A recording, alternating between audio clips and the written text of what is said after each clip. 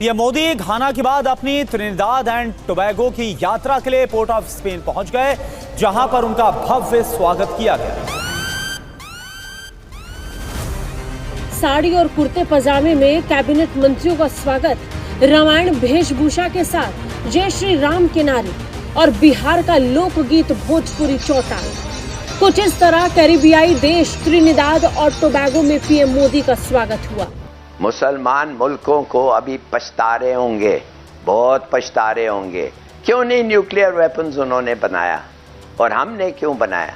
ये आप देखें कि या वहाँ पे जो प्रेसिडेंट हैं जो और प्राइम मिनिस्टर हैं ट्रिनिडाद एंड टोबैगो में, ये दोनों इंडियन ओरिजिन के हैं। कमाल है, एब्सोल्युटली कमाल है।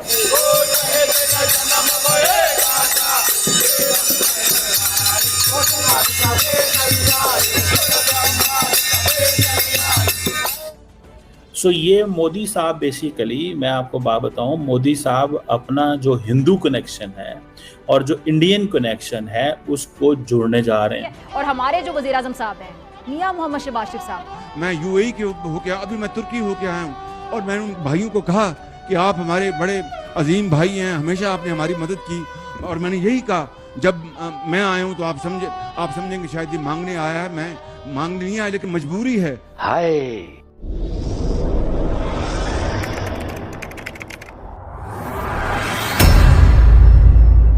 नमस्कार दोस्तों, स्वागत है आपका पाकिस्तान की बर्बादी में। जी हाँ, तो आज की बर्बादी कुछ इस तरह है कि त्रिनिदाद और टोबैगो में पीएम मोदी का भारतीय संस्कृति द्वारा स्वागत देख आज पूरा पाकिस्तान ही नहीं बल्कि पूरी दुनिया ही हैरान और परेशान हो रही है। जी हाँ, तो खबर कुछ इस तरह है कि पीएम मोदी अपने 5 देशों की यात्रा में घाना से त्रिनिदाद और टोबैगो पहुंचे हुए हैं, जहां पर त्रिनिदाद के प्रधानमंत्री कमला प्रसाद विशेषर ने एयरपोर्ट पर ही पीएम मोदी का भव्य स्वागत किया और साथ ही में त्रिनिदाद के निवासियों ने भारतीय संस्कृति द्वारा रामायण और महाभारत और साथ ही में बिहार का लोकप्रिय गीत भोजपुरी चौपाल गाकर पीएम मोदी का भव्य स्वागत किया।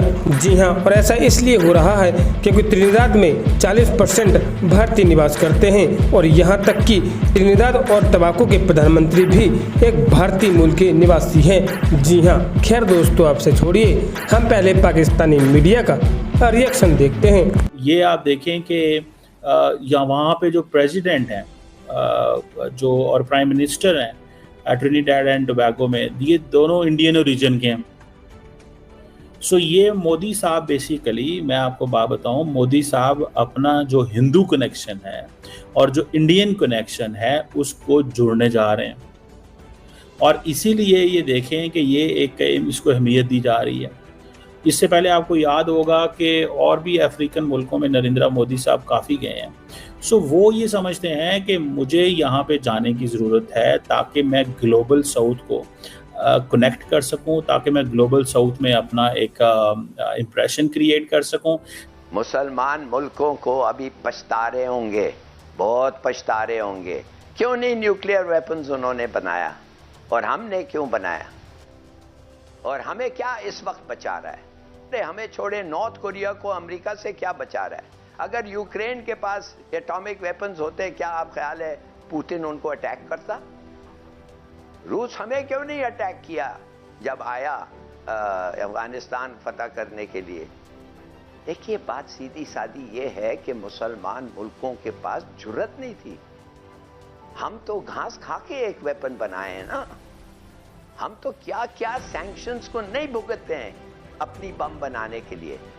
अब हमारे पास हैं 170 हैं, क्रूज और मिसाइल्स हैं, डिलीवरी सिस्टम है, बॉम्ब है, whether by sea, air, land, हर किस्म का हमारा डिफेंस है। ओ शहीद न जन्म भये कान्हा को देव सुमन जल लाए। ओ शहीद न जन्म भये कान्हा को देव सुमन जल लाए। ओ शहीद न जन्म भये कान्हा को देव सुमन जल लाए।